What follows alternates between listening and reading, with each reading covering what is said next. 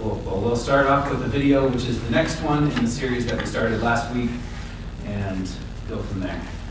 We're talking about how to read biblical narrative, or in other words, how to read stories. Right, and one of the main ingredients of any good story is characters who encounter conflict and then have to overcome it. Yeah, let's talk about characters.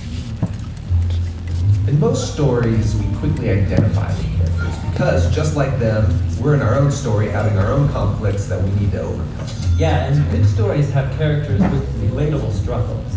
We can watch them react to these challenges in different ways, and we get to see what happens as a result. Through characters, an author can show us their view of what it means to be human. The Bible's no different. Biblical stories use characters as a mirror so we can see ourselves and discover our own human nature in the reflection.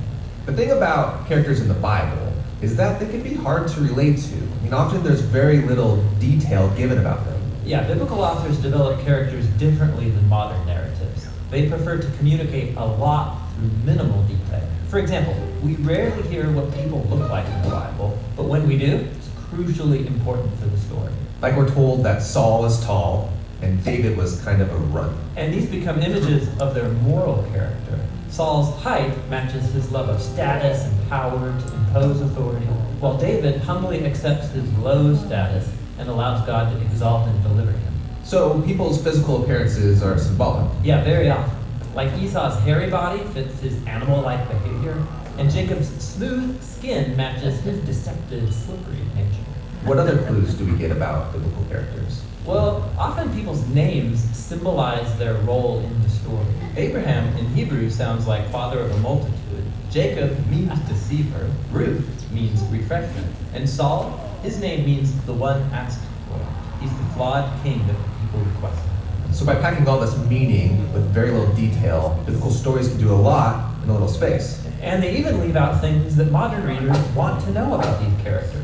Like they rarely come out and tell us people's thoughts or motives. Right, like when Moses saw an Egyptian beating an Israelite, he kills him on the spot. But why? Was it this righteous anger, or did he just lose his cool? And was it okay with God that he did it? Yeah, we're not told. Because biblical authors usually avoid giving moral commentary. They would rather have a character's words and actions reveal their motives, and then leave us to judge their behavior by seeing the consequences. So in the case of Moses, this murders the beginning of a pattern of his anger getting the best of him with bad results. This choice forces him to run and hide in the desert for 40 years. So it was a bad thing. But he does meet his wife out there, so it's a good thing? Exactly. It forces you to ponder. Through all these techniques, the biblical narrators keep their stories compact, memorable, but also engaging. But seriously, was Moses being good or bad? Right? Like in classic stories, there's always a good guy and a bad guy, some admirable hero who faces off against some horrible villain. Sure, and simplified characters like that are helpful for teaching children there's such a thing as good and evil. But the Bible's not a children's book. Its characters are very complex, a mixed bag of good and evil, just like us. There's hardly any flawless characters in the Bible. What about heroes of the faith, like Abraham or King David? So you mean Abraham, who used an Egyptian slave for sex and then lied about his wife 2 times to save his own neck? And David, the man after God's own heart, who sleeps with another man's wife and then murders him? These stories are anything but simplistic. They offer us realistic portraits of compromised people like ourselves. The real surprise is that God keeps working with them despite their failures. So, just because a person's called by God or wins a battle, becomes successful or wealthy, doesn't mean the biblical author wants me to act like them. Right. It would actually be really dangerous to imitate most biblical characters. True. But there must be something admirable in biblical characters, something I can imitate. Absolutely. Pay attention, and you'll notice that most biblical stories highlight the moments when characters fail or come to the end of themselves, and then they choose radical trust in God's grace and wisdom. It's in these stories that the authors show us how to be a human who truly pleases God through humility and surrender. Yeah, the fact that God stays committed to biblical characters is a profound statement about the patience and love of God, who is also a character. Right. And by studying biblical characters, we can observe our own worst tendencies on display. And we see time and again God's gracious response that will see this story through to the end.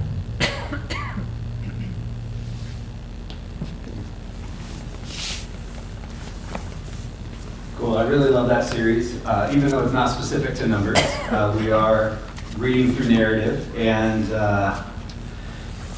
we naturally understand how to read narrative because most of our modern literature, like if you go pick up a novel, it's narrative. So we understand it, but then sometimes we fail to take those same concepts and use them to interpret the Bible. We open the Bible and read it as something wholly different. And well, it is different and is made up of a whole bunch of different types of literature. Narrative is one of them. And so it kind of is helpful for me, and I hope maybe for you too, to think about the Bible as a book. And it sort of simplifies it a little bit. And it maybe makes it a little bit smaller and easier to grasp the whole thing. So tonight, man, we have a lot of chapters. We're going from 20 all the way through to 28. So we're going to talk about some stuff before and some stuff after, but the main context of this evening is Balak and Balaam and Balaam's prophecies. So I kind of want to push through this early material very quickly. So if you want to talk about something, stop me. Otherwise, I'm just going to really fly through these first couple chapters. So it starts off in chapter 20 with the death of Miriam, and I'm going to summarize it like this. Miriam died. It's sad. So the waters of Meribah. You remember that the Torah is formatted as what? A chiasm. So Leviticus is a chiasm, and Exodus and Numbers sit opposite each other, and they have this chiastic structure. You remember in Exodus what chapter was it? 17, thank you. This is sitting opposite Exodus 17, where the first time Moses strikes the rock, but this time is Moses told to strike the rock? What's he told to do? Speak to it. To talk to it or to speak to it. Tell the rock to yield its water, and so you shall bring water out of the rock and give the congregation something to drink, them and their cattle. And what does he do? He strikes it. So he strikes it twice. There is some interpretational dispute whether this should say strikes it twice or strikes it a second time. So whether you read this story as him striking it again or striking it twice this time for some reason, either way, it wasn't what he was supposed to do, so it doesn't really matter, but just so you know that there's people who like to debate about that. I'm just going to throw the box wide open tonight. Is that okay? I'm going to talk a little bit of New Testament stuff. So you might know or be familiar with 1 Corinthians 10, where Paul gives a little bit of a commentary, if you will, to the Corinthian church about the Torah. And this is what he says. He says, "For I do not want you to be unaware, brothers, that our fathers," he's talking about ancient Israelites in the wilderness, "were all under the cloud," talking about the Shekinah glory at the tabernacle. "All passed through the sea," that's the parting of the waters at the Red Sea, "and all were baptized into Moses in the cloud and in the sea." So he's relating that crossing of the Red Sea with baptism in the context of the church. So he's drawing that correlation there. He says, "And all ate the same spiritual food, and all drank the same spiritual drink. For they drank from the spiritual rock that followed them, and the rock was Christ." So is he saying that the rock was Jesus? Well, hold on, because what does Christ mean? Anointed. Anointed. It's Messiah. The rock was Messiah. What are we looking for ever since Genesis 3? We're looking for the seed that's going to crush the head of the serpent, right? And so what Paul seems to be alluding to, and yes, Jesus as the fulfillment of the messianic prophecy of the Old Testament, I do believe it's right to say that Paul, by saying Christ, is referring to Jesus. But I think that he's saying more than that, or else he would have said Jesus. Why does he just say Christ? Why is he pointing to the Old Testament concept of Messiah in terms of the rock? Jesus is certainly included, if not primary, in what Paul is talking about here. But I think that something to do with the rock of the Old Testament that Moses strikes, giving water to the people, that flowing water, the living water, remember Numbers 19, living water, how important that was, has to do with prophecy, the train of thought that leads from Genesis 3 to Jesus. And that water, that provision for the people is part of that train of thought. And so I think if we don't see Jesus as somehow a fulfillment of the water that comes out of that rock and gives provision for the people, I think we're missing Paul's point a little bit. That make sense to everyone? All right, we'll go back on to Numbers. Numbers 20. He strikes the rock. Now, okay. Edom refuses passage. So they're going to walk through Edom, right? And I have this little map. This is a map that is just part of Logos. It's one of their tools in their little toolkit. So they're going to Edom, and they're about to get to the border, and they say, "Can we come through?" And what does Edom say? No.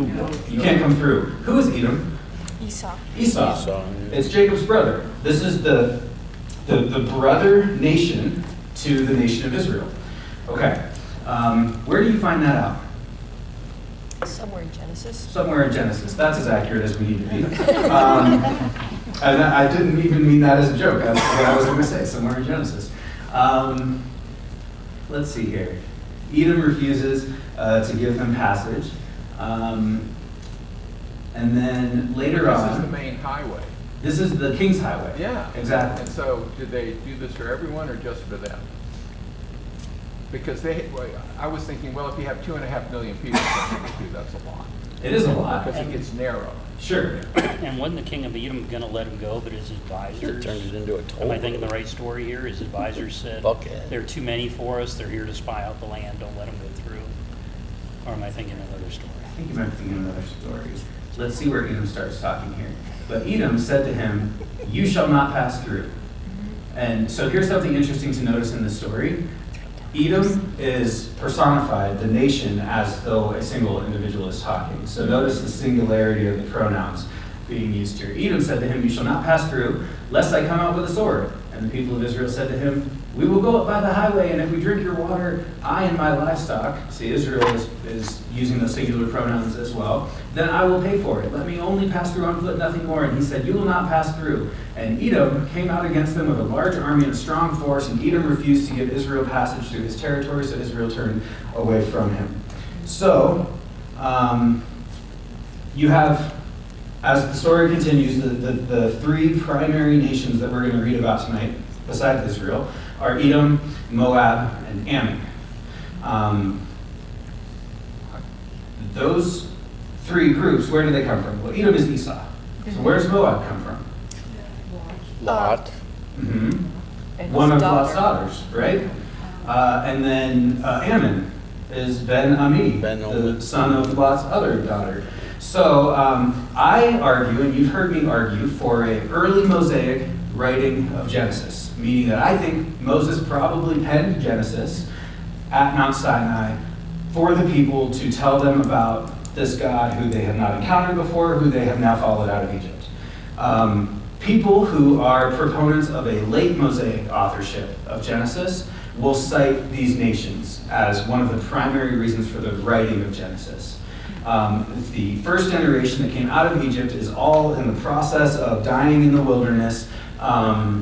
The younger generation needs to know who these nations are, where they came from, and Genesis really does a great job of explaining that if you're these people in the wilderness. And so that's a primary reason that you might hear cited if you start looking into authorship of Genesis, if that's a hobby of yours. Okay. Moving on down here, who died at the beginning of the chapter? It was Miriam. And now Aaron dies at the end. They all weep for 30 days. So they dedicate a whole month to the death of Aaron. Now they appreciate it. Yeah, right? So why do that for Aaron if they didn't do that for Miriam? He was the high priest. That's super important, right? Because the people, they don't have a government structure without the priesthood and the mediation between the Shekinah glory, the presence of God in the tabernacle, and the people. So of course they're mourning the death of Aaron. They saw what happened when his two sons died, and now the people are, although his son Eleazar is to step up into the role of the high priest, they're looking at this going, oh, our priest just died. The one who mediates for us, between us and God, just died. This is a big deal for them. But they're not doing the sacrifices. I mean, they're Right. so two-faced. Right, You exactly. gotta mourn for 30 days. But it doesn't mean, oh, yeah, maybe the last 20 years we should have been doing something. Two-faced is the perfect way to describe Israel in the wilderness. It really is. And actually, these next two stories demonstrate exactly how two-faced they are. Because Arad, so the Canaanite, when the Canaanite, the king of Arad, who lived in the Negev, so this is some really important dude, we know him as the Canaanite, coming by the way of Atharim, he fought against Israel and took some of them captive. And Israel vowed a vow to Yahweh and said, if you will indeed give this people into my hand, then I will devote their cities to destruction. And Yahweh heeded the voice of Israel and gave over the Canaanites, and they devoted them and their cities to destruction. So the name of the place was called Devoted. Hormah, or Harmah, devoted. Okay, so they just saw this awesome, great success in battle that God provided for them. And then immediately, what happens next? They complain about food. It's the same story that we've seen dozens of times probably by now, where they are just not satisfied with the provision that God gives them, so they start complaining. And so what does God do? He sends serpents, okay? Nahash is a serpent. It's the same word that we find in Genesis 3, the Nahash, who was crafty. But if I go one word back from serpent in Hebrew, I find the word saraf. Seraphim. Like seraphim. You nailed it. So, it means saraf, kind of serpent, kind of heavenly being. I don't think that what's happening in this story is that angels are attacking people by disguising themselves as snakes and biting them. I think that we have a very limited view of the heavenly realm and what exactly the serpent in the garden was doing in heaven. And if he was, or happened to be, a seraphim, pre-fall, if you will, then what we see the seraphim doing in Isaiah 6, because that's the only other place in Scripture where we see this heavenly seraphim. Every other time it's cherubim or the four-faced creature with the 6 wings and covering the feet and the head and flying with the 6 wings. The seraphim in Isaiah 6 is servicing the altar of God in heaven. He's the one who goes and takes the coal from the altar under the throne and touches it to Isaiah's lips. So maybe that gives us some kind of indication of what the serpent in Genesis 3's job was supposed to be before he stepped out of that role to tempt Adam and Eve, if you make that connection between the Nahash and the seraph and what's going on here. Anyways, all that is sort of beside the point of this story, although it's very interesting to kind of tangent into that. And I do think we have such a limited view of the spiritual realm and the Hebrew mind that when we can tangent into that, I really like to. You know that about me. But in this story, God sends these serpents, they start biting people, and people start dying. They go to Moses, and they say, pray to Yahweh that he take the serpents from us. So Moses prayed for the people, and Yahweh said to Moses, not that he would take the serpents from them, but to put one on a pole, and everyone who looks at it, whoever sees it, shall live when they're bitten. So, let me ask it this way. How does that fit into what we know about the character of God from Genesis 34? The Lord, gracious and merciful, slow to anger, and abounding in steadfast love, forgiving the iniquity, but who will by no means clear the guilty, visiting the iniquity of the fathers and the children to the 3rd and 4th generation. That tzedakah, the righteousness, and the mishpat, the judgment. How does this story fit into that character of God? Go ahead. They still have the consequences, but and that's where he by no means takes away the iniquity, but they have a way out. Exactly. So had he cleared the guilty and just taken away the punishment for the sin, he would not be just. He would not be just. But had he not provided a way for them to escape by the, if you want to put it this way, the substitution of the other snake on the pole, then he would not be righteous. And so those two things go hand in hand into that character of God, Exodus 34. I really love this story because it just fits that so well. Great, I want to keep going. What's the book of the wars of Yahweh? That's a great question. Yeah, but I asked it first. I knew you were going to ask it. There is, throughout the Bible, including in the New Testament, evidence of extra-biblical writing that has not been preserved for us. So it seems to be that there was a record, maybe even the record that was referred to in Exodus 17, when the Amalekites came against Israel as they were on their way to Sinai. And was it Joshua who was told to write it in a book and for the purpose of remembrance that the Amalekites would be wiped off the face of the earth? This might be something along those lines, the book of the wars of Yahweh. Nonetheless, we don't have it. I can't reference it.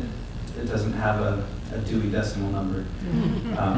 It's lost to history. But it's kind of neat that it's just sort of there. And this is what it says. Wahev in Sufa and the valleys of the Arnon and the slopes of the valleys that extends to the seat of Ar and leans to the border of Moab. Well, that's super meaningful for us, isn't it? There might be a reason that we don't have the book of the wars of Yahweh if this is the kind of thing that it contains. It's just sort of giving a record of the places where Israel went and, as we're going to read through the next chapters, sort of conquers, if we can think about it that way. But I bet your archaeologists love this section. I bet they really do. I'm not an archaeologist. So from there, they continue to Be'er. What is Be'er? Do you remember from our study of Genesis, that Hebrew word Be'er? It means well. It means well. Here's how I remember that. If you go to a bar and ask for a well, they're going to pour you a beer. That's how I remember that. Maybe you don't go to bars, that's fine. Everyone has their own. But beer means well. Okay. That is the well of which Yahweh said to Moses, "Gather the people together so that I may give them water." And then they sang this song, "Spring up, O well, sing to it. The well that the princes made, that the nobles of the people dug with the scepter and with their staffs." Now, right now, I don't think that means very much to us. But the scepter and the staff become a little bit important in the next couple of chapters. And I think this is recorded in that way for a reason, because it's tying the songs of Israel into the events that are about to take place, specifically within the prophecies or the oracles of Balaam, which I think is really interesting. So from there they go on to Matana, and from Matana to Nahaliel, and from Nahaliel to Bamot, and from Bamot to the valley lying in the region of Moab by the top of Pisgah that looks down on the desert. So they're up on top of a mountain, and they're looking down on the desert, and from this place they send messengers. Where did they send messengers to? The Amorites. To Sihon. And he lives over here in Heshbon. Can you see that? Yeah. Okay. So they're here at Beer. They go over to this high place. They're living on top of this mountain, Bamot. And they send messengers over here to Heshbon, where Sihon, king of Og, lives. Sorry, not I Og. don't see your cursor. I see. Oh, I'm sorry. Yeah, It I kinda, see. oh, it doesn't show up on there. Yeah. Oh. And I left my laser pointer in my office at home. Okay, so look at the bottom. I'm going to point with my arm, and you just have to follow my finger. Look at the bottom where it says Jahaz. And to the left of that is Beer. So they're down here kind of in the south end. And then they go up to Heshbon. That's where Sihon's going to be. Yeah, it doesn't really do much good to have a map if you can't see where I'm pointing to. Okay, so they send messengers to Sihon, and they say, "Let me pass through your land." Well, that sounds familiar. Yeah. right? Same thing as Edom. We won't turn aside in a field or vineyard. We won't drink the water of a well. We'll go by the king's highway until we've passed through your territory. But Sihon would not allow Israel to pass through his territory. He gathered all his people together and went out against Israel to the wilderness and came to Jahaz and fought against Israel. And Israel defeated him with the edge of the sword and took possession of his land from the Arnon to the Jabbok, as far as to the Ammonites, for the border of the Ammonites was strong. And Israel took all these cities, and Israel settled in all the cities of the Amorites, in Heshbon, and in all its villages. For Heshbon was the city of Sihon, the king of the Amorites, who had fought against the former king of Moab, and taken all his land out of his hand as far as the Arnon. So now, where does Israel live?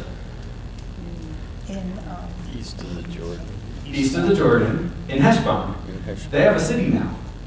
That's what we just read. They just conquered Sihon. They took all his cities. And the capital one is Heshbon. And they have its villages around Heshbon. They have a home base on the east side of the Jordan. So Israel, the whole nation, lives up there in Heshbon.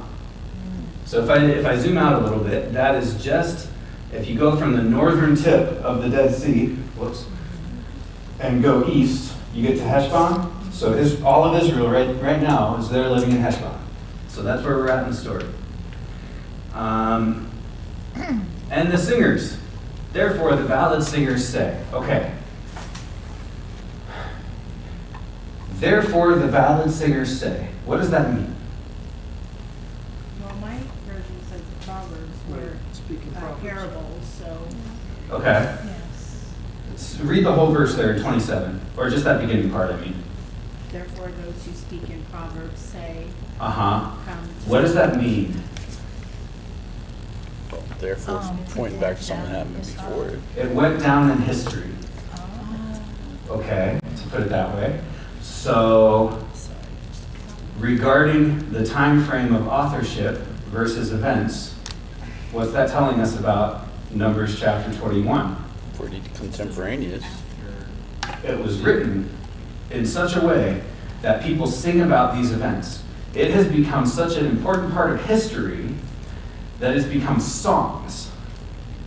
So probably it's written sometime after these events, or maybe these verses are evidence of some sort of postscript editing like we've talked about with books in the past. Or like not just written by Moses, so far this written by Israel. Either written by someone after Moses, or edited by someone after Moses, or Moses was around long enough for these events to become songs. Well, what about, later in 2 Samuel, when Saul gets real mad about all the songs being sung about David, that's a relatively short time span. It is. Yeah, totally. But it says, therefore those who speak in Proverbs. So it's like, is it saying there's more than one author for these songs that are written?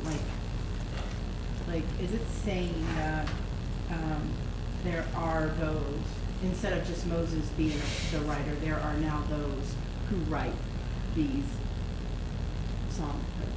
I think that's exactly what it's saying. Could be wrong, but I think that's exactly what it's saying. In a large group of people like that, you're going to have people that are writers and poets and lyricists, and they would, immediately after the battle, they would start singing songs about how it went, because that's what we do. Sure. Like. Therefore, the ballad singers or the proverbs say. It could be right after the fact. That doesn't feel to me like something that is right after the fact. Therefore, these are the songs that we sing, kind of thing.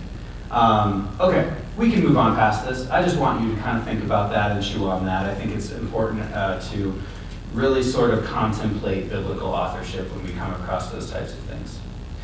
So here's what they say. Come to Heshbon, let it be built, let the city of Sihon be established, for fire came out from Heshbon, flame from the city of Sihon. It devoured Ar of Moab and swallowed the heights of the Arnon. Woe to you, O Moab, you are undone. The people of Chemosh he has made his sons fugitive and his daughters captains, to an Amorite king, Sihon.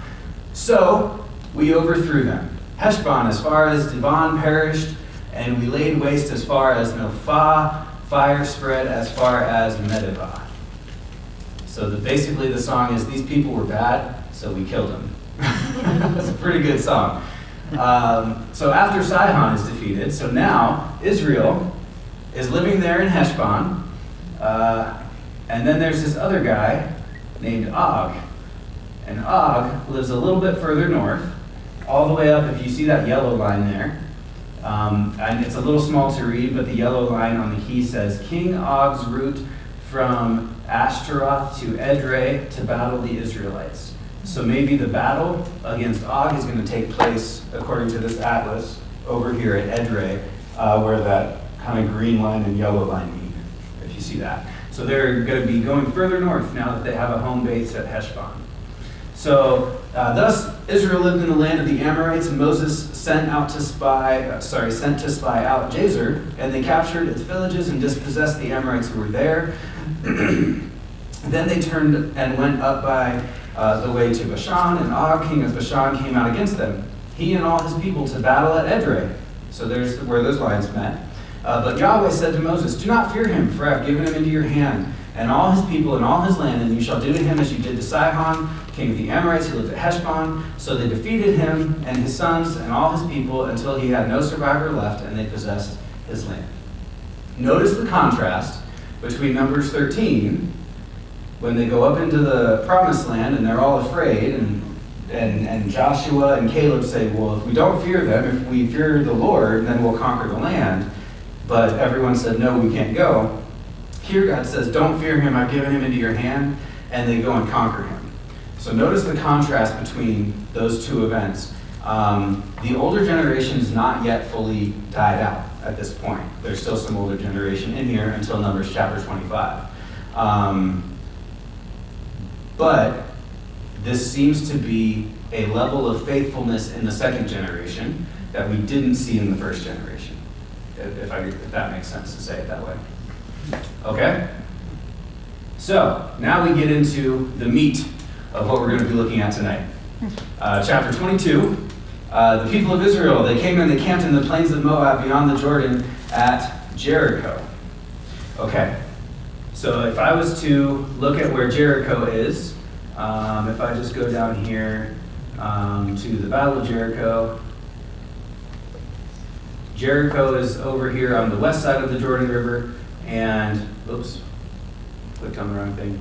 And then they camp over here at Shittim when they go into Jericho.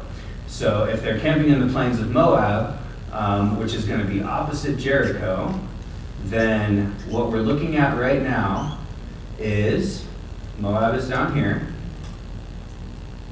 And the plains are kind of, if you look at where Jahaz is, where those lines end, and go a little bit south of there, you see in blue writing there's the Arnon. That's marking the Arnon River. And if you go back to the west towards the Dead Sea, you see the valley of the Arnon. So that Arnon area is what we're talking about. This is going to be important to the Balaam-Balak story. That's where we're looking. So Balak, the son of Zippor, saw all that Israel had done to the Amorites, and Moab was in great dread of the people because they were many. Moab was overcome with the fear of the people of Israel. Okay, I want to make a little contrast for you real quick. So Moab is in fear of the people. But look at, this is Joshua chapter 2. Look at what Rahab says about the people. Why is Balak in fear? He saw what just happened to Sihon and Og. And he knows that this people is not going to be stopped by military. So here's what Rahab says. I know that Yahweh has given you the land, and that the fear of you has fallen upon us, and that all the inhabitants of the land melt away before you. For we have heard how Yahweh dried up the waters of the Red Sea before you when you came out of Egypt, and what you did to the two kings of the Amorites, Sihon and Og. So here in Joshua 2, Rahab is referencing what we just read in Numbers chapter 21, and it's the exact same thing that Balak fears. But what Balak is afraid of is the people, and who Rahab gives credit to is Yahweh. You notice the contrast between those two things. It's very similar, but I think that is extremely important. Oops. Now, as we look at the Balaam story, I'm going to kind of bring us back to something that we did in Genesis that I think you guys got a little tired of by the end. We're going to do it again tonight. We're going to play the Yahweh Elohim game as we go through the Balaam story. And I think there's some things to be discovered here. So Moab says to the elders of Midian, Midian lives south of Moab, this horde will lick up all that is around us as the ox licks up the grass of the field. So Balak, the son of Zippor, who was the king of Moab at that time, sent messengers to Balaam, the son of Beor, at Pethor, which is near the river in the land of the people of Ammah, to call him, saying, Behold, the people has come out of Egypt. They cover the face of the earth. They are dwelling opposite me. Come now, curse this people for me, because they are too mighty for me. Perhaps I shall be able to defeat them and drive them from the land, for I know that he whom you bless is blessed, and he whom you curse is cursed. Have you seen that before? Where? It talks about Abram. Genesis 12. Genesis 12. God says, I'll bless those who bless you and curse those who curse you. But Balak is attributing part of the Abrahamic covenant, which God made to Abraham, he's attributing that to Balaam. Okay, so is Balaam a good prophet or a bad prophet? Prophet for hire. Is he a prophet of Yahweh?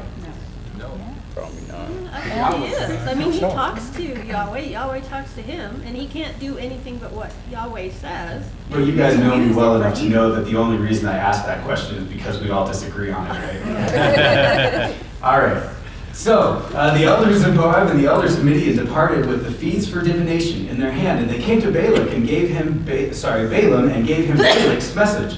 And he said to them, Lodge here tonight, and I will bring back word to you as Yahweh speaks to me. So he's going to consult the God of Israel. Is he an Israelite? No. He's not an Israelite, but he's going to consult the God of Israel. So the princes of Moab stayed with Balaam, and God, Elohim, said to Balaam. So he goes to consult Yahweh, and who speaks to him? Does Yahweh speak to him? God. It says God. Baby, Elohim speaks to him. What is Elohim? It's God. It's gods. It's spiritual beings. We like to say angels and demons. That's not really a Hebrew concept. It's more of a Greek concept. So I'm going to say What verse are you on? 9. 9. I'm going to say spiritual beings came to him. He was consulting Yahweh, intentionally consulting Yahweh. Did Yahweh show up? Something did. Well, then why in the King James do they translate it as God? Well, they translated in the ESV as God as well. It's because it's a word that can mean multiple things. Yes. We can translate it as God with a capital G, but in other places we translate it as spirits. In one place we translate it as ghost. In other places we translate it as gods with a lowercase g. It's one of those words that's really hard to translate. And so I think in the NKJV, in the ESV, they've translated a God with a capital G because Balaam goes to consult Yahweh. Yahweh is God with a capital G. Right. No debate about that. Right. But is that what was meant when the Hebrew author said Elohim? Elohim shows up. Go ahead. What if the verb referring to Elohim is in the masculine singular? Then it's often translated as the plural of majesty, which is God capital G. But could it be that a other masculine singular God shows up? Sorry, what's his Yes, name but- on Blue Letter Bible started talking. Starts talking to you. But this God is protecting Israel.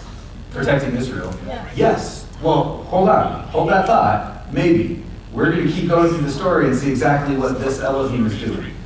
So Genesis 23. However, can't you tell by the context of the script? So you have Elohim says to Balaam. Okay, this is only the first time we've gone from Yahweh to Elohim. We're going to do it a lot tonight. So hold that thought, and we're going to kind of put some puzzle pieces together as we go, because the answers will become more clear rather than just asking me them. We'll see them in the text. What were you going to say? This is the same then as Genesis 23, but God came to Abimelech. Maybe. Maybe, Yeah. Okay, so Elohim comes to Balaam and says, "Who are these men with you?" And Balaam said to Elohim, "Balak, the son of Zippor, king of Moab, has sent to me, saying, Behold, the peoples come out of Egypt." And he says everything that he just said, going down to verse 12. Elohim said to Balaam, "You shall not go out with them. You shall not curse the people, for they are blessed." Well, it doesn't say for I bless them. I don't know, maybe. Okay. So Balaam rose in the morning and said to the princes of Balak, "Go to your own land, for Yahweh has refused to let me go with you." Did Yahweh refuse to let him go, or did Elohim refuse to let him go? Or does he not know the difference? Okay. So many questions. And here, you've been with me, we're in our fourth book together. I don't plan on answering them, I plan on asking more.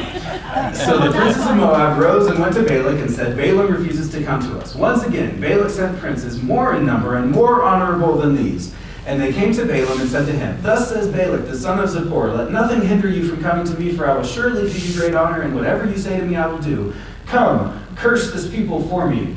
But Balaam answered and said to the servants of Balak, "Though Balak were to give me his whole house full of silver and gold," nudge, nudge, wink, wink, "I could not go beyond the command of Yahweh, my Elohim, to do less or more.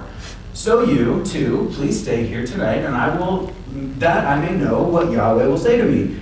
And Elohim came to Balaam at night and said to him, "If men have come to call you, rise, go with them, but only do what I tell you to do." So Balaam rose in the morning and saddled his donkey and went with the princes of Moab. Why does Balaam call Yahweh his Elohim? And I think, Israel. Or if he's not Israelite, yeah. It seems to me that he at least thinks of himself as a Yahweh worshiper, even though he's not Israelite. It seems that he has adopted, out of all the choices he had, of the Canaanite gods, Moabite gods, Egyptian gods, Babylonian gods, Israelite God, it seems that he might have just chosen Israel's God and said, "This is the God that I'm going to make my God." Good for him. That was It's a good choice. Adam. Next I mean, that verse. goes back, way back, before they even went to Egypt, before they created the nation of Israel. Yahweh was there. It was a God that many people worship. That's true, but although Genesis is written with the name Yahweh all over it, we learn in Exodus, he tells Moses that no one has known him by that name until Moses. So if we look at the Mosaic authorship of Genesis, we think that probably he put the name Yahweh into the story because that's how the author, Moses, knew the God in the story. Abraham wouldn't have used that name. Isaac wouldn't have used that name. But the author, Moses, that's how he knows the character. But it would have been the same God. Yeah. Does him saying Yahweh my Elohim indicate that that's the only one, or is this just one of possibly many that he identified? Like, I think it could go either way on that. Okay. I think it could go either way. I don't want to make a stance. Is Keep there going? Oh, go is ahead. there any hint can you scroll back up to the beginning? Oh, I'm trying to scroll down. Yeah, sorry. Yeah. Well, is there any hint at all? And I know it could just be a literary technique or a rhetorical question, but I thought it was interesting that God's asking a question that he knows the answer to. So I'm wondering, well, does that possibly point to a lesser being than God who maybe doesn't have as much insight? Possibly, but not necessarily, because we also see Yahweh ask questions of people to bring them to his understanding. Right. Right. Right. You So see it could the be a garden, literary technique. Where are you? He knew where they were. Sure. Right? Yeah. Yeah. Right. Okay. All right. We're going to keep on going. So, Elohim's anger was kindled. Right. Yeah. Because he I was gonna say, went. Because he went. Right, so who is who? So who told him to go? yeah. Elohim came to Balaam and said, go with them. Yes. But Elohim's, maybe another Elohim, I don't know, anger was kindled because he went. If every instance, and I'm not saying that every instance of Elohim in the story can't be indicative of Yahweh. It could be telling us it's Yahweh based on the plural majesty. The possibility is there. But if every instance of Elohim is Yahweh, then Yahweh is just as two-faced as Israel, and I refuse to accept that. But it Because he says tells them to go, if the and then he gets men mad. come to call you, go with them. Mhm. But only do what I tell you. Mhm. And then he gets up in the morning and goes. And It God was doesn't mad. indicate that the men They didn't come came to him. get him. But So he was still, oh, that's a good point, but they spent the night still, so they were still there. He goes back with them. But maybe they didn't come to, I don't know. That's a good point, I'm not sure what to do with it. So, like, in the past, commentary explains this away without ever talking about Elohim versus Yahweh. Mhm. And explains it that God's anger was kindled because if you ask God again and again and again and again and again to do something that he doesn't want you to do, he finally lets you do it, but then his anger is kindled. I mean, Okay. seriously, that's the commentary. Yeah. That's how it's been explained. So when you started talking about Elohim, I felt for sure that the God in verse 22 was not Elohim, but was Yahweh, because all these other Elohims were telling him what to do, and Yahweh was mad at that. Sure. But that is not the case. Okay, can I finish verse 22 and confuse everyone even more? Yeah. Okay, now, you remember this guy? Right. Malak Yahweh. So the messenger, Malak means messenger. We translate it as angel, and it does a fine translation, but in its most general sense it means messenger. The messenger of Yahweh took his stand as his, guys, Adversary. can you read that? No. Very real small. Adversary. Adversary. You know what that word is in Hebrew? Satan. Say it. So the messenger of Yahweh is Satan to Balaam. Yeah. Whoa. So in opposition to. In opposition, opposed to, the accuser, right? The most direct, maybe not most direct, but a direct translation of Satan is accuser. Hasatan is the one who accuses. You get a clearer picture of that in Job chapter 1 and 2. Satan goes and stands in the congregation of heaven and accuses Job. So the angel of Yahweh is opposed to, or an adversary of Balaam, in the same way that we describe the leader of evil angelic forces as being against Jesus or the kingdom of God or the church. That is the extent to which the angel of the Lord opposed Balaam. Yeah, well, so Balaam's not on God's side. So Balaam's not on God's side. But wait, God told him he could go. What do you mean he's not on God's side? And here's the problem with the word God. Because Elohim has so much meaning in Hebrew, we use the word God to talk about Yahweh, and we use it colloquially, and it's fine. But if someone asks, what is God? Who is God? There's about 20,000 of them. So unless we talk about Yahweh, unless we talk about the Father, Son, and Spirit, and we're talking about Jesus, God loses its meaning. Does that make sense? In the Hebrew way of thinking. That's not to say we should stop saying God, because colloquially it's fine, but it loses its meaning. Okay, let's keep going, it's going to get weirder. Okay, but shouldn't we understand this before we keep going, or no? It'll come up again. So now he was riding on the donkey, and two servants were with him, and the donkey saw the messenger of Yahweh standing in the road with a drawn sword in his hand, and the donkey turned aside out of the road and went into the field, and Balaam struck the donkey to turn her into the road. And the Malach Yahweh stood in a narrow path between the vineyards with a wall on either side. And when the donkey saw the Malach Yahweh, she pushed against the wall and pressed Balaam's foot against the wall, so he struck her again. Then the Malach Yahweh went ahead and stood in a narrow place where there was no way to turn, either to the right or to the left. And when the donkey saw the Malach Yahweh, she lay down under Balaam, and Balaam's anger was kindled, and he struck the donkey with his staff. Then Yahweh wasn't in the story yet. It was just the Malach Yahweh and the donkey, but now Yahweh's there. So Yahweh opened the mouth of the donkey, and she said to Balaam, "What have I done to you that you have struck me with these 3 times?" And Balaam said, "Ah, a talking donkey." That's not what he says. No. And it's important that that's not what he says, because I think it indicates something about Balaam. And it indicates one of 2 things that are kind of mutually exclusive. Either he is such a good sorcerer and prophet that he's used to talking animals, or he is totally oblivious to the spiritual goings-on around him. So much so that his donkey just spoke to him, and he's unfazed. His eyes and mind are that closed, which is really funny given what he's going to say in one of his oracles about his eyes being perfect. Okay, he says, "Because you've made a fool of me, I wish that I had a sword in my hand, for then I would kill you." And the donkey said to Balaam, "Am I not your donkey, on which you have ridden all your life long to this day? Is it my habit to treat you this way?" And he said, "No."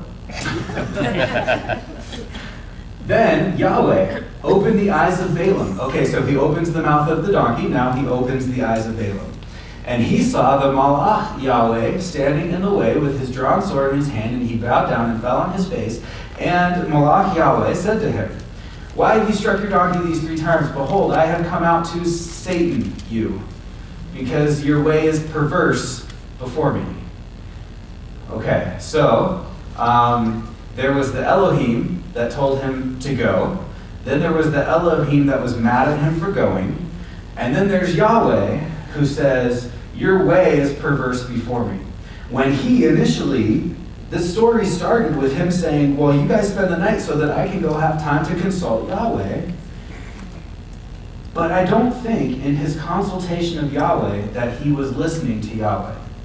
It seems to me that he had opened himself up to spiritual influence of other spiritual beings, and that caused the influence of other spiritual beings, even though he was attempting to seek or serve or prophesy on behalf of Yahweh, perverted what Yahweh would have done with him otherwise.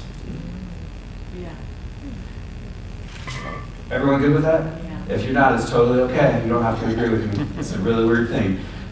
Well, yeah, that's what I was gonna say before, when you have the either-or explanation of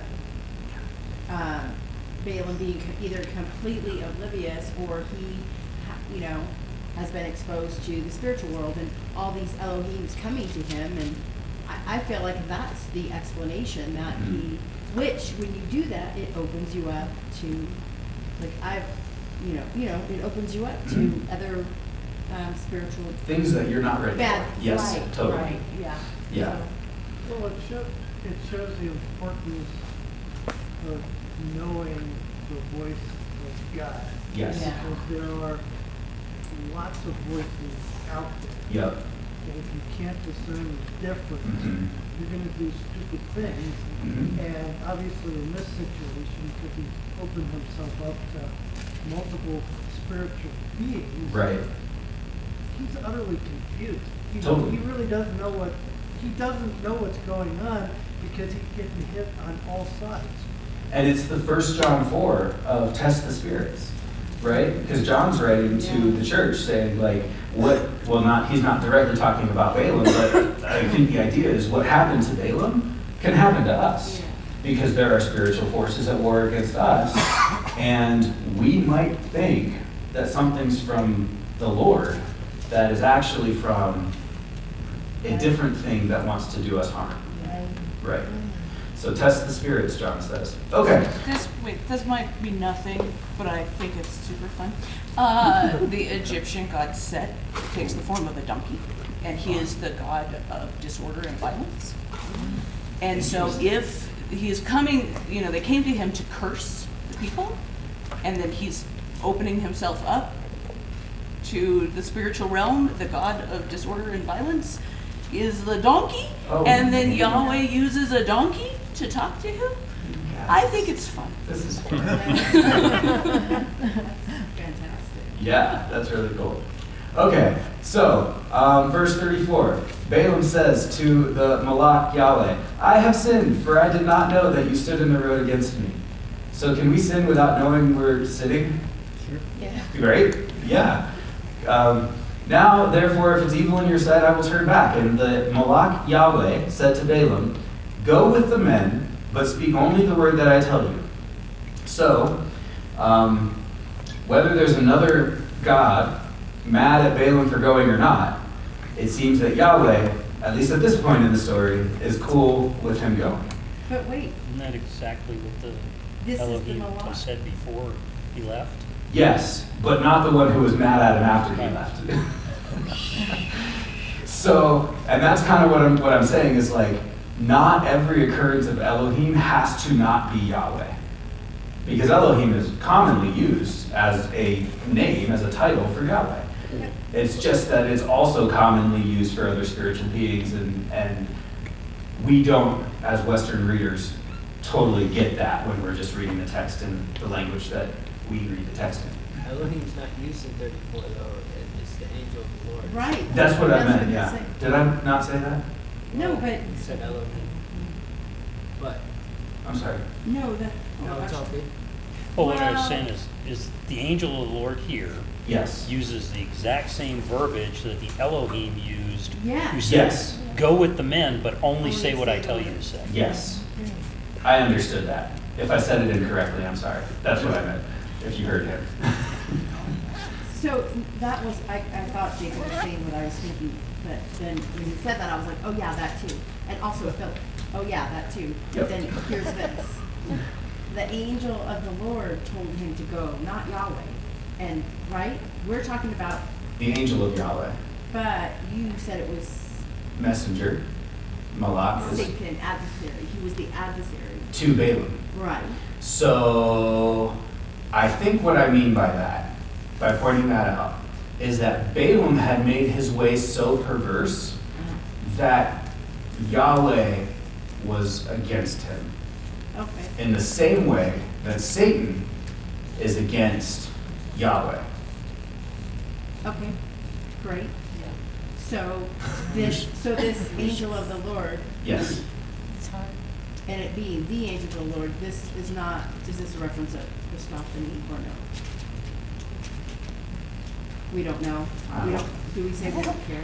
I don't love the terminology of Christophany. I think it misleads a Hebrew understanding.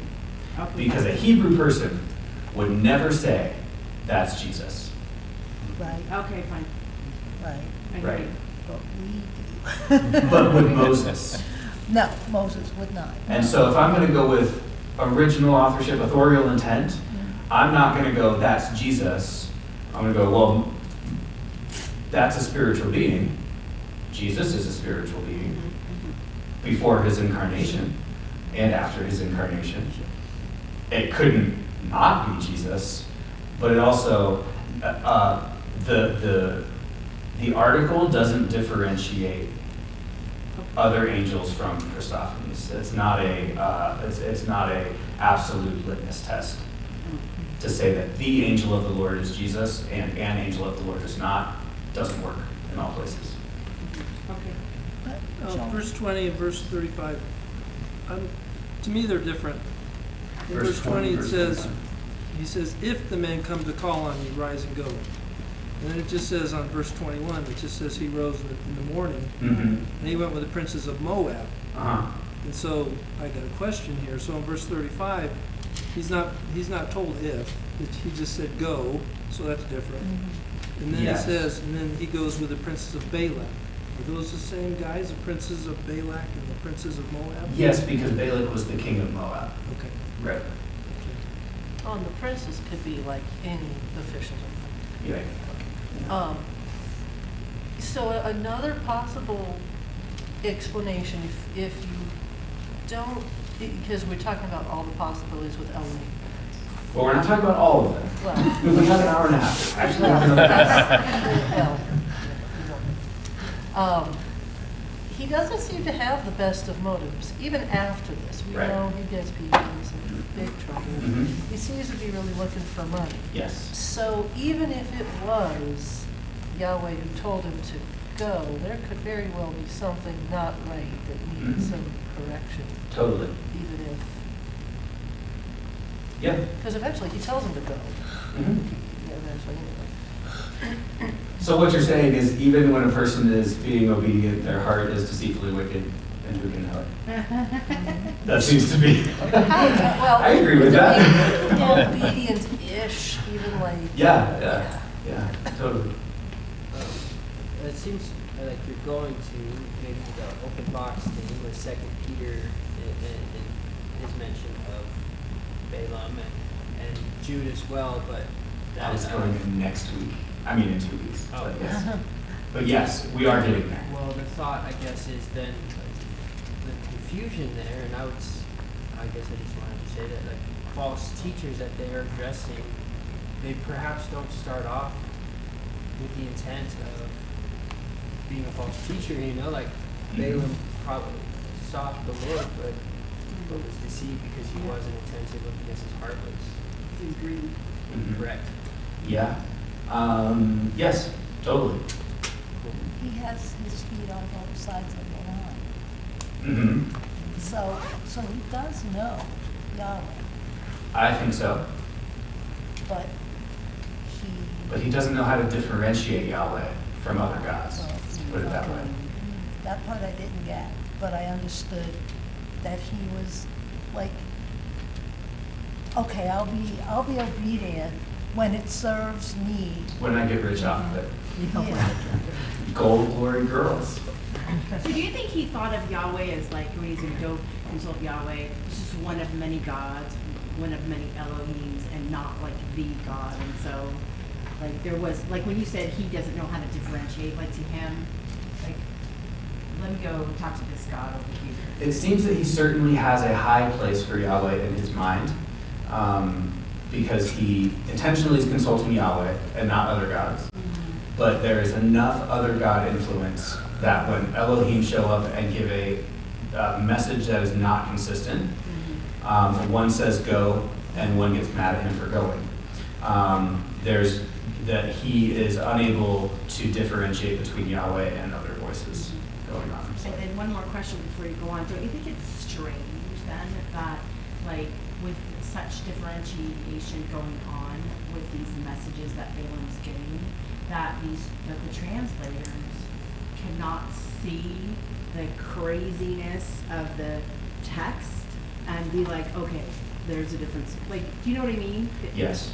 Why, like, I just wonder why they're not like, Because the goal of the translator is to translate, not interpret. Pay attention to the text. So, yes. Do I think it's strange for a translator to do that? No, because they're doing their job. Do I think everything else about Numbers 22 is strange? Yes. Don't the schools of rabbis pick up on these things though? Um, Some of the scholars? So a lot of my thinking on Balaam comes from people who will reference rabbis, but I wouldn't know who to reference to point you to. So, probably Guzik will have a reference of rabbis if you look him up. If you Probably. look his commentary. probably. So I'm gonna John, keep, go ahead. Wouldn't Balaam just, like, okay, he's kind of known that, that the Israelites have, taken these two others and be like, okay, well, to know what I need to do, I'm going to talk to their God to see. Like, he probably knows about all these other gods, but he's like, hey, since I'm dealing with the Israelites, I'll just talk to their God and see That's what I was. That's- what I need to do to deal with them. Right. So is that a way you could think of it? Because he's like, I don't know. Yeah, what's his motivation for going to Yahweh? Well, It's a yeah, good. it's like, it's their God, so I'll go talk to their God and see what. So, yes, I think that's a great way of looking at it. But look down at verse actually, we're just going to jump over the last bit of this chapter. In verse 41, Bamot, Baal. Bamot can be translated mountain, and you recognize Baal, right? It's a Canaanite god, but it can also mean owner or husband. So Bamot, Baal could be the owner of a mountain, something along those lines. And it seems to be some sort of high place, because going into chapter 3, Balaam says to Balak, build me 7 altars and prepare for me 7 bulls and rams. And Balak did that for Balaam. And Balaam and Balak offered on each altar a bull and a ram. And Balaam said to Balak, stand beside your burnt offering and I will go. Perhaps Yahweh will come to meet me. And whatever he shows me, I will tell you. And he went to a bare height, and Elohim, see, we're not done, met Balaam. And Balaam said to him, I have arranged the 7 altars, and I had offered on each altar a bull and a ram.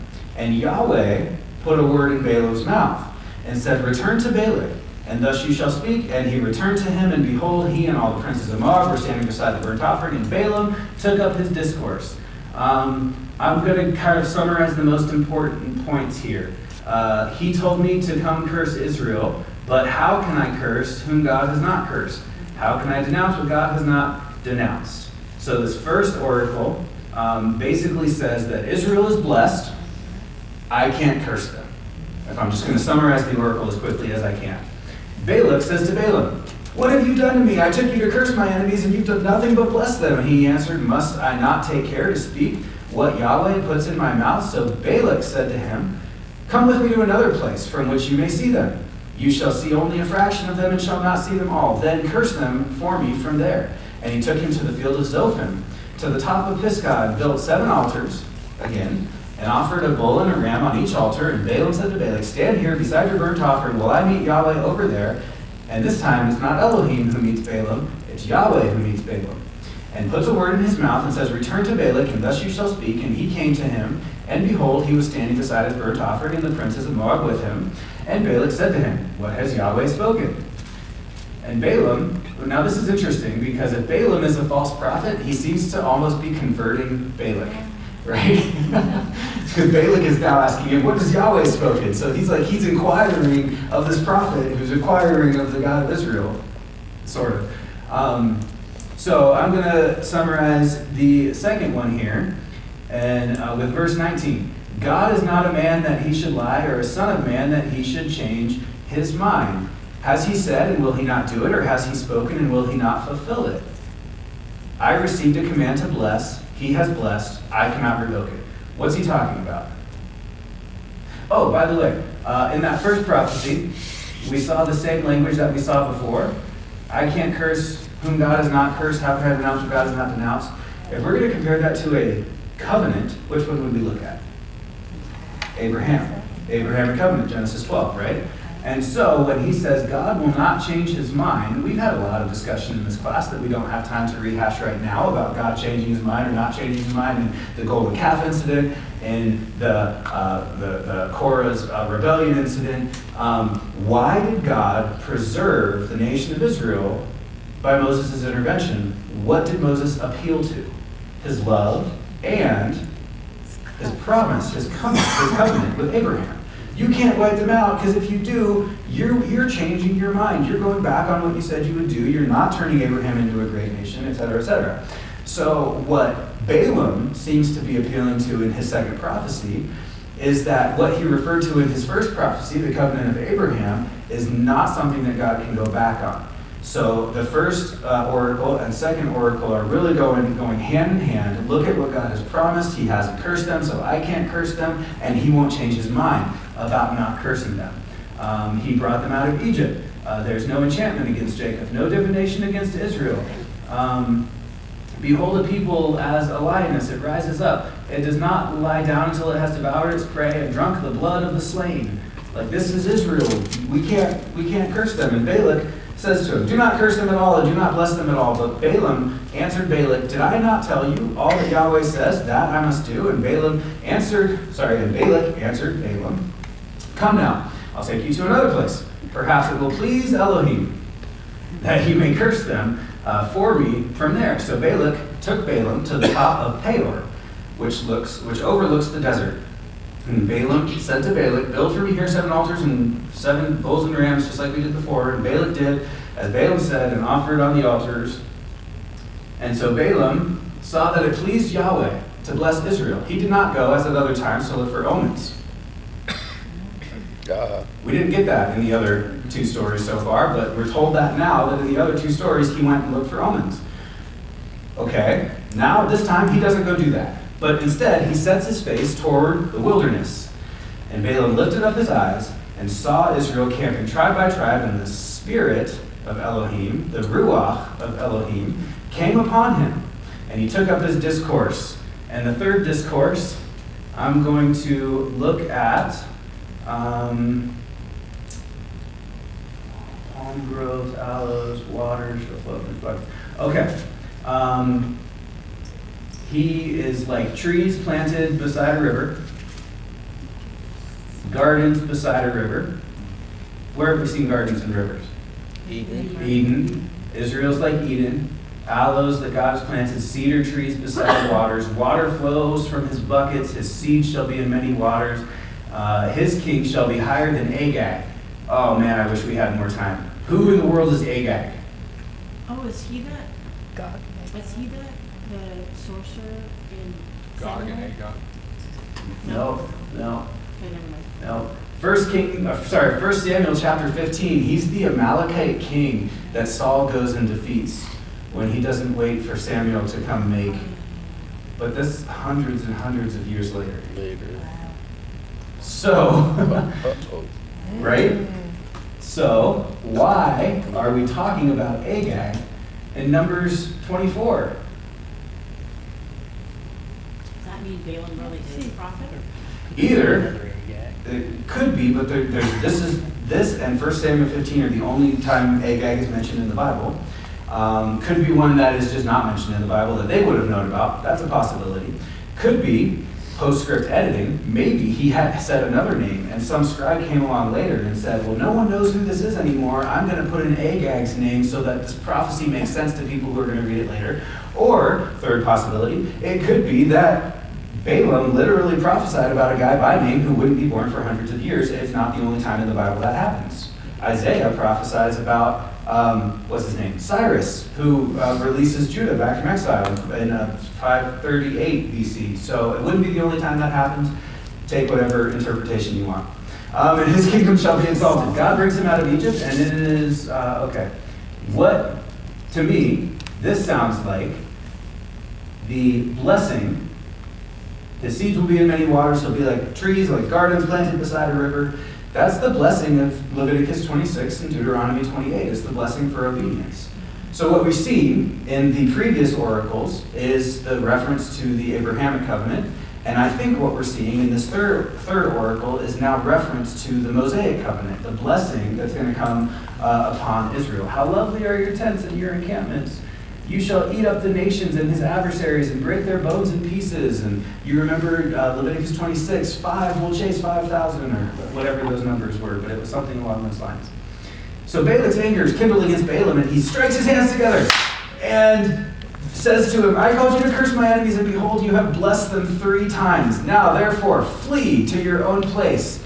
I said I will certainly honor you, but Yahweh has held you back from honor.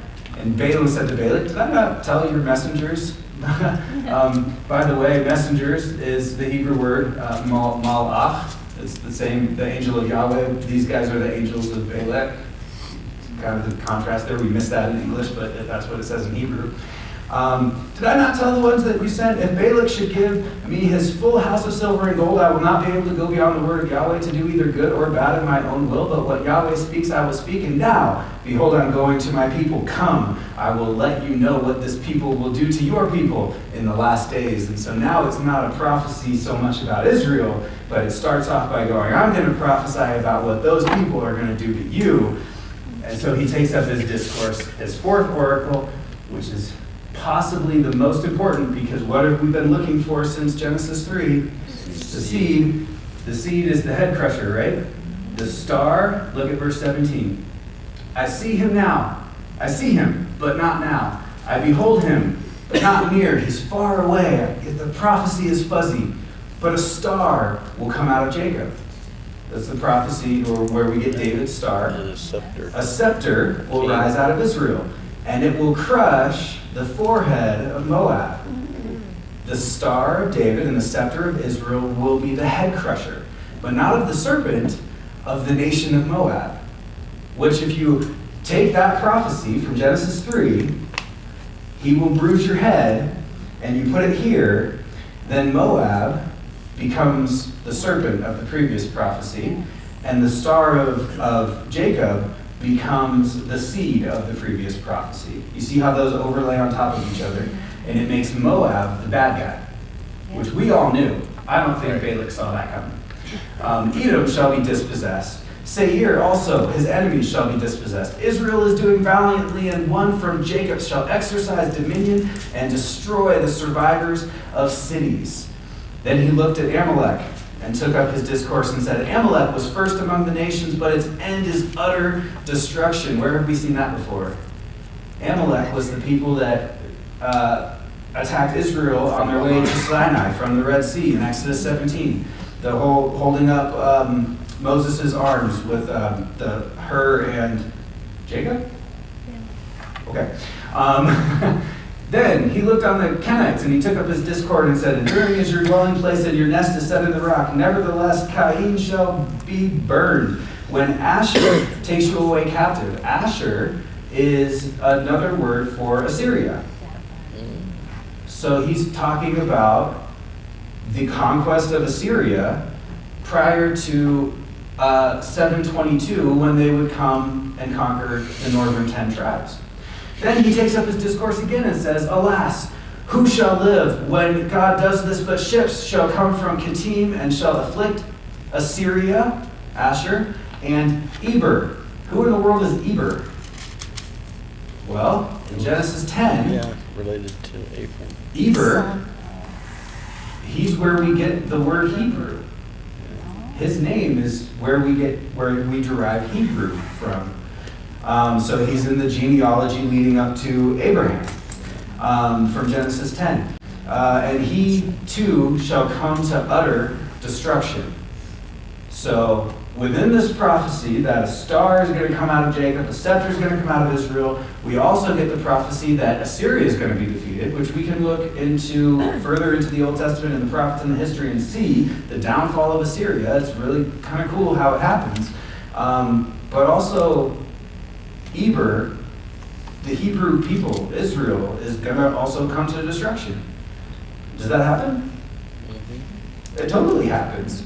And if you don't know the story from our perspective and the order in which things happen, because the star and the scepter doesn't come out of Israel until long after its destruction, this would be really hard to understand and see things unfold. Because if you're going, a star is going to come out of Jacob, and then all of a sudden Jacob goes away, how is that prophecy going to be fulfilled?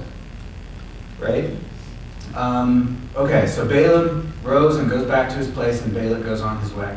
In this next chapter, we're going to look at the Levitical covenant, and it's going to be a similar question. It's a perpetual covenant. If you're looking for a perpetual priest, and the priesthood is gone, how is God going to fulfill his covenant? The Davidic covenant is the same way. The side is a perpetual king on the throne, but as soon as Jeconiah is taken off the throne and there is no longer a king in Israel and hasn't been since then, how does that get fulfilled? So if you're, it's really fun to read the Old Testament with the sense of wonder of how is God going to do these things? Because the further you get into the Old Testament, the more and more miraculous the fulfillment of the prophecies become, because the more and more unlikely they get as things get worse and worse for Israel. So, Baal worship at Peor. So the people are there still living as Shittim. They invite the people to sacrifice, the daughters of Moab invite the people of Israel to make sacrifices to their gods. Why? Because they're whoring with them. And as soon as you... This is why God said don't marry with other nations, because they'll turn you aside to their gods. right? So as soon as they're going and they're getting their physical desires fulfilled, all of a sudden they're going to start worshiping the gods of those people, and they ate and they bowed down to their gods, and Israel yoked himself to Baal of Peor. And you probably have read at the front of your mind, the New Testament, don't be unequally yoked. They're yoking themselves with this other god. And the anger of Yahweh was kindled against Israel. And Yahweh spoke to Moses saying, take all the chiefs of the people.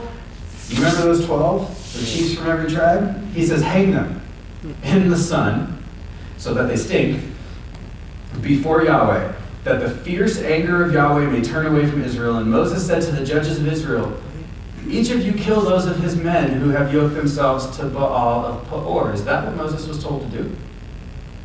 It's not. No. So Moses is told to hang the chiefs, and instead he goes to the judges and tells them to kill people. If I look down here at the end of this story, there is a plague that kills 24,000 people. Only 12 needed to die. That's the people that God said, hang them. They need to die, and my fierce anger will be, it won't come on Israel. And that's not what they do, and 24,000 die. I have a question about the judges. I don't recall reading any place where they established judges. No, this is the first time it comes up. Okay. Yeah.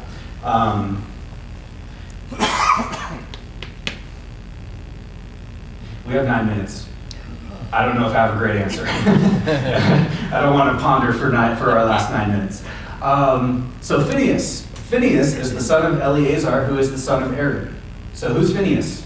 The grandson. Grandson of Aaron. He's in line to be the high priest. Okay, so this is the guy who's going to take over when Eleazar dies. So what he did, I skipped over it, I didn't mean to. When Phineas, the son of Eleazar, son of Aaron the high priest, saw an Israelite bringing home a Midianite woman, he rises, leaves the congregation, takes a spear in his hand, and goes and kills them both with one swing of a spear, which is pretty great. Stabbed through them both. No doubt about what they were doing, if there was any at that point. And because of his zeal, in that he was jealous with my jealousy, this is Yahweh speaking, I did not consume the people of Israel in my jealousy. Therefore, say, behold, I give to him my covenant of peace, and it shall be to him and to his descendants after him a covenant, the covenant of a perpetual priesthood, because he was jealous for his God and made atonement for the people of Israel. That's not really how I think of atonement, but it seems that the blood of this Israelite or Midianite made atonement for the people of Israel, and as a result, there is now a covenant with this descendant of Aaron for a perpetual priesthood. So, if I come over here to my chart of covenants that we worked on so long ago, and I look at the Levitical covenant, the parties involved in the Levitical covenant are God and Israel, but I'm going to be more specific and say Aaron, or Aaronites, Aaron's descendants. The terms of the covenant, is it conditional or unconditional? Unconditional. God says, this is what I'm going to do because this other thing happened. There is no conditions that I'm placing on this. And the sign of the covenant, this one's a little bit funny. We don't really understand this as a sign until we study the Davidic covenant. And the sign of the Davidic covenant is that there would perpetually be a king on the throne of Israel. And because this Levitical covenant is also called perpetual, I'm going to say that the sign of the covenant is that there will always be a priest, a perpetual priesthood. Now, what does that mean? If ever I see a time when there is not a priesthood, I should think that God is done with the covenant because the sign is gone. But it's perpetual. It's perpetual. It's just hidden. Maybe. But if there's always supposed to be a priest, and the sign of the covenant is that there will always be a priest, and then one day there's not a priest, and all of us are living in Babylon, what am I supposed to think about this covenant? Well, you might think it's gone. I'm supposed to think, if I'm reading the story, If I'm an Israelite in Babylon and I'm reading everything up to that point in the biblical account, there is no way that I ever think God would be able to, not just whether he wants to or not is beside the point, he would be able to keep that covenant. That's the way the biblical story unfolds, and that's what I mean when I say it becomes more and more unlikely and therefore more and more miraculous for these covenants to be ultimately fulfilled, because signs start pointing to them not being fulfilled instead of the other way around. Boy, we did not get as far as I wanted to get tonight. Okay, chapter 26 is the census of the new generation. That means in chapter 25, the 24,000 people who died, that was all of the remainder of the first generation. The new generation is all that's left. They take a new census. It's pretty like the first one. We don't want to spend a lot of time in it. Daughters of Zelophehad. I want to spend a second here. So, these women, they come to Moses and they say, we don't have any brothers, we're a bunch of sisters, and our dad's dead. Will we get an inheritance when we go into the promised land? And Moses, he says, he brings their case before Yahweh, and Yahweh says, the daughters of Zelophehad are right. You shall give them an inheritance among their uncles, and transfer the inheritance of their father to them. And you shall speak to the people of Israel, saying, if a man dies and has no son, transfer his inheritance to his daughter. If he has no daughter, give it to his brothers. And if he has no brothers, give it to his uncles. And if his father had no brothers, then give it to the nearest kinsman of his clan, and he shall possess it. And it shall be for the people of Israel a statute and a rule, as Yahweh commanded Moses. We are going to begin, from this point in Numbers chapter 27, we're going to begin to develop a connection between the promised land and the inheritance of Israel. And from that connection, going into Deuteronomy, we're going to see how the inheritance is more than just land, it's actually rest. And Hebrews is going to build an entire theology of rest out of the connection between the inheritance of the land to Israel and the rest that God provides from the warfare that it took to get the land. So that's going to become super important in Hebrews. What's important now is that sometimes, as we study these ancient laws of a patriarchal society, we really begin to feel like women are excluded, are second-class citizens, something along those lines. I think that this text, if anything, shows a huge... God is all about justice. And if these ladies who their dad died in the wilderness and they got nothing, that would be unjust within the nation of Israel. And so it shows God is all about justice, and he takes the people who can't provide for themselves in a patriarchal society, have no way to acquire land. I mean, if they didn't have anything else, all they're going to do is go end up being prostitutes. So God says, no, the land belongs to the family, the inheritance belongs to the family, and the inheritance of a family is secure to that family. Even the year of Jubilee has to do with that fact, that the inheritance can't go to another family. So Joshua is going to succeed Moses. Moses is going to die in verse 14. We know that he can't go in because he struck the rock a second time or struck it twice. But what it says here is that he can't go in because he failed to uphold Yahweh as holy before the eyes of the people of Israel. And I think that's important, especially in the discussion, and I know this is something that I've alluded to a number of times and I've never talked about, I'm about to do it again, in the discussion of what the unpardonable sin is that Jesus is talking about in Matthew chapter 12. Why can't Moses be forgiven for striking the rock twice? Why can't he lead the people into the nation of Israel? And it's because he failed to uphold Yahweh as holy. Could that be blasphemy against the Spirit? To fail to uphold Yahweh as holy? Okay? I'm going to leave you with that to think about. Who shall go out before them? Who will come in before them, that the congregation of Yahweh may not be as a sheep who have no shepherd. Do you recognize that language? When Jesus died, yeah, strike the shepherd, and the sheep will scatter. Right? So Moses is thinking in the same way that Jesus is going to be thinking thousands of years after this, that at his death, the people of Israel, being without a leader, will not really follow Yahweh. And it was the same concern that Jesus had, and Jesus' solution is to put the church in place, and the church, in Acts chapter 2, gets the Spirit. And Moses' solution is to put Joshua in place, a man in whom is the Spirit, which I think is really cool. Okay? Joshua has the Spirit in him, and he's commissioned by the priests. I'm a minute over. Give me one more minute and we'll be done. Because 28, and we're actually going to cover 2 more chapters in 1 more minute. You ready? Chapters 28 and 29. You remember the feast from Leviticus chapter 23? What were they? Passover, unleavened bread, and first fruits were the spring feasts. Then you have Pentecost 50 days later.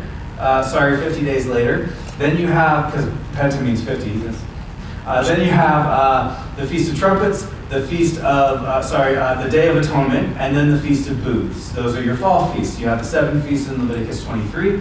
The new generation, I guess maybe they weren't around, or maybe they were very young when Israel was at Sinai and they were getting those laws about the feasts. But the feasts are super important. So of course those feasts are going to be given to the new generation. You have the Passover. You have the Feast of Weeks, Pentecost. It mentions first fruits right in here. You have trumpets. You have the Day of Atonement. You have the Feast of Booths. And then going all the way down to the Feast of Booths, which is oddly a 7-day feast. But on the 8th day of the Feast of Booths, you have a solemn assembly. So last week we talked about Numbers 19. We talked about the importance of the 8th day after the washing on the 3rd day and on the 7th day, how it represents the re-entry of the people back into the camp from their uncleanness. And I think it is emblematic that a 7-day feast, the Feast of Booths, is now getting an 8th day added to it. Because that is showing, it's a symbol of the return into the presence of God, especially for the second generation, because the Feast of Booths was celebrating or remembering the time when Israel lived in the wilderness and dwelled in booths. But the second generation is going to be the end of Israel dwelling in the booths.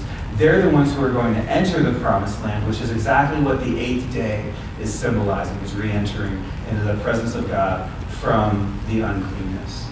I hope that made sense in my explanation of it. If it didn't, this is recorded. So watch it again and then come ask me to clarify some things that I might have said poorly. Great? Okay. Will you pray for us, Ed? Thanks. Heavenly Father, thank you so much for this evening, for the time that you've given us to come together and to study your word. Thank you, Lord, for John and the heart you've given him to dig into your word, to help us understand these things from a Hebrew perspective. Father, we know that you love Israel. We know that you love us. And Father, we just come and sit before you. And Lord, we want to learn from you. Be with us as we travel home and bring us together again in safety. In Jesus' name, amen.